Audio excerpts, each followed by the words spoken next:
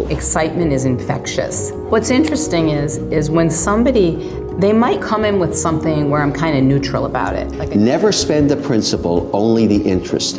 Her whole idea about investing was buy things that pay you cash flow. The Sharks' investing tips. The cast of the reality show Shark Tank might have pumped millions into helping budding entrepreneurs launch their dream businesses. But have you ever thought about how they earn their own fortunes and the kind of investment advice they give? Consisting of a lineup of stinking rich Mark Cuban, Kevin O'Leary, Daymond John, Robert Herjavec, Greiner, and Barbara Corcoran, these are experienced investors worth lending an ear. The multi-Emmy award-winning reality-based show has had a tremendous impact on the business world and has been a major influence on the increased popularity of becoming an entrepreneur. And today, we'll narrow down some of the top investing tips that helped the Sharks get to where they are and elevated others as well.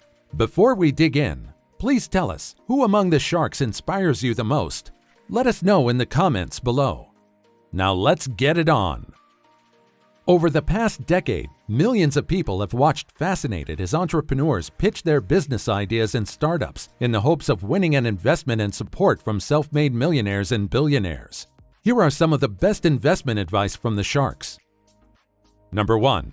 Be ready when the poo-poo hits, because it always does. As an investor for more than 40 years, O'Leary, 67, says, "I've learned you need to prepare financially for the unexpected because there's a 100% certainty the unexpected will happen. One important way to do this," he says, "is to keep 10% of your total assets in cash."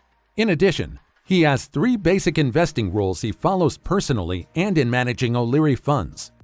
Never put more than 5% of your money in one stock.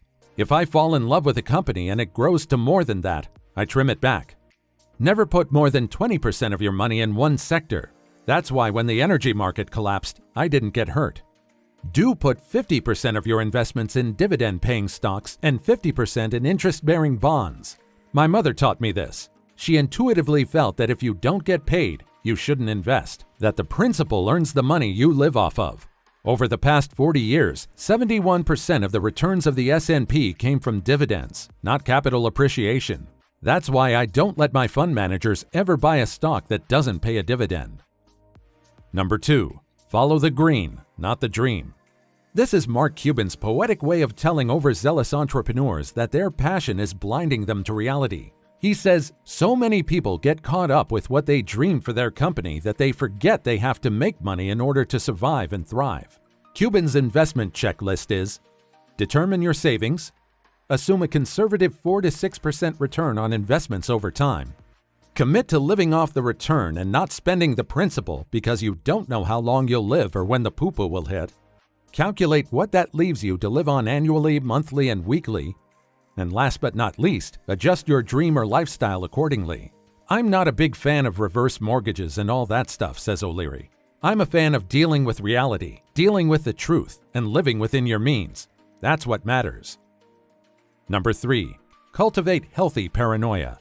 Mark Cuban has the reputation of being a ruthless businessman. Never underestimate your competitors, he often warns entrepreneurs. If you compete against someone like me, you can expect I am eating, sleeping, and breathing nothing but my business, and I'm doing everything possible to make your customers mine. In your financial world, the same advice applies. There are sharks everywhere looking to take a bite out of your savings, reputation, and dreams. To protect yourself, cultivate 2 types of paranoia. Short-term paranoia. This involves learning to spot what Daymond John calls slick willies. These are slippery folks, quick to take shortcuts or shift stories, and they're often dishonest. Slick willies are in every profession, from financial advisors to lawyers to real estate brokers, and the best way to tell if you're dealing with one, says John, is to call a timeout and listen to your gut. Greiner agrees. She asks herself, is this a hero or a zero? Then proceeds accordingly. Long-term paranoia. Robert Herjavec made his fortune in the fast-changing tech industry, which taught him to consider the worst-case scenario in every situation. For example, what's the personal impact of a significant stock market correction in the next 5 years? What if you're downsized before your official retirement date? What if a parent falls ill and needs long-term care? Always be thinking like that and about how to minimize risk, Herjavec says. That's why Andy Grove, the former CEO of semiconductor giant Intel, called his book about dealing with sudden change when running a business, "Only the Paranoid Survive." Number 4. No deal is better than a bad deal. The two most dramatic words in Shark Tank are, "I'm out." When spoken, you can almost feel the air go out of your living room. But while it's an emotionally charged moment for the entrepreneurs, it's remarkably emotionless for the sharks. That's because, as Cuban likes to say, no deal is better than a bad deal. The problem is, most people either don't realize the wisdom in that remark or lack the fortitude to walk away. Here are 3 keys to developing this skill and avoiding bad deals. Understand the investment. Think this is obvious? Tell that to all those people Bernie Madoff hoodwinked. If you don't understand what's going on, whether an investment or a deal, then why are you doing it? Asks Cuban. Keep emotion out of it. Money is purely a tool, says John, and you shouldn't attach any emotion to it. But you see it happen all the time with the buying of homes and people living beyond their means. They get emotionally tied to something, and it eventually hurts them. Speak the truth, not what others want to hear. Sometimes tears are shed in the Shark Tank, and I couldn't care less, says O'Leary. I'm the nicest shark there is because I'm the only one who tells the truth. I'm not trying to make friends. I'm trying to make money. If you want a friend, then buy a dog. Number 5. Take risks, but make sure they're calculated risks. What's the difference, you may ask? A calculated risk is based on knowing the outcomes of similar investments over a long period of time, explains O'Leary. It means learning from the past when you're looking towards the future. The sharks can gauge risk in minutes. They do that by following these 3 tips. Invest in what you know. Identify your database of experience, as O'Leary calls it. What are you expert in? What companies or products do you love? Build a portfolio around them. Do your homework. With the internet, all the world's knowledge is at your fingertips. Use it. Prioritize return of capital. Instead of focusing on how much profit you can make, determine how quickly you'll recoup your investment. The key is a return on capital first, not return on capital, says O'Leary. If I give somebody $500,000, I first figure out how that money is coming home. Number 6. Negotiate everything. Monthly cable and utility bills creeping up? Call and ask if anything can be done to lower them. Does the financial advisor want 1.5%? Offer 1%. Surgeon bills $10,000? Offer $7,000 with immediate payment. Have a valuable skill of your own? Suggest an exchange of services. My attitude about negotiation is, don't be afraid, said Greiner. Always try. Even if you get nothing, it doesn't hurt. Herjavec notes that most people make 2 mistakes when negotiating. First, they think the goal is trying to pull the wool over someone's eyes, he says. But life is long. Always try to find that medium where both sides walk away feeling they've gotten value. The second mistake is thinking that negotiation is all about money. The pain of paying too much goes away, says Herjavec, but the sorrow of bad value lasts forever. Years from now, you won't remember that you overpaid for something, but you sure as heck will remember the quality and service you got. So much of life is a negotiation, adds O'Leary. Even if you're not in business, you have opportunities to practice. Number 7. Listen and keep learning. Herjavec often concludes a Shark Tank segment by asking the entrepreneur, "What did you learn here today?" The question encourages constructive thinking, even if the entrepreneur didn't land a deal. Plus, Herjavec recommends regularly asking yourself this question.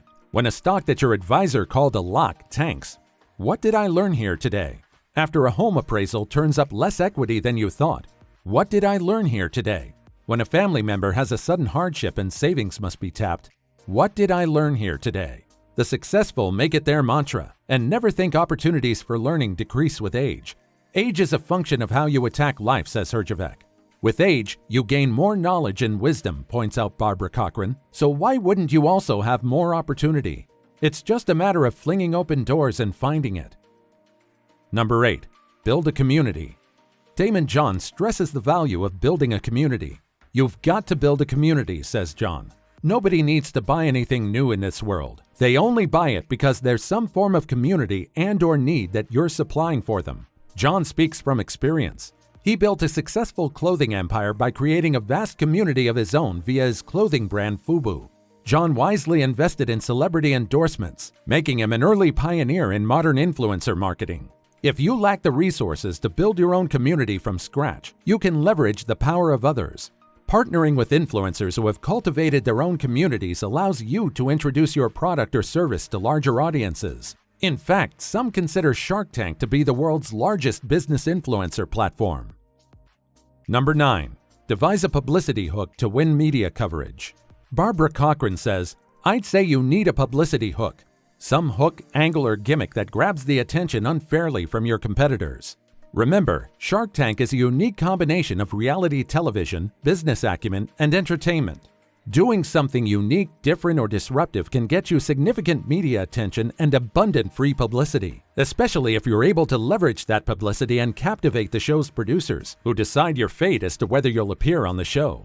Regardless of whether you want to appear on Shark Tank or not, being featured in the media is a way to differentiate your business from the competition and reach a broader audience. Be creative and willing to take educated risks when it comes to getting noticed by the media. You should always be actively building relationships with media representatives and ask for their insights when formulating your plan. Number 10. Know your strengths and stay focused. Once, billionaire Mark Cuban was asked about his insights on investment. He thoughtfully replied, "Know your unique advantages, play to that, and your strengths, and focus." You know, what happens is very often people start with an idea, get a little bit of traction, then it gets hard. And when it gets hard, they start looking for other things to do as opposed to playing to their strengths. Because businesses aren't supposed to be easy. You know, if they were easy, everybody would already be rich and we'd all be sitting on a beach somewhere. And so when it gets tough, you gotta dig in and work hard. I'd say the final thing I'd add is that sales cures all. There's never been a business that succeeded without sales. So if you focus on selling, if you're able to sell, and that's something that's one of your core competencies, then you'll be okay. And that's all from us today. What's the best business idea you've watched on Shark Tank? Let us know in the comments section below.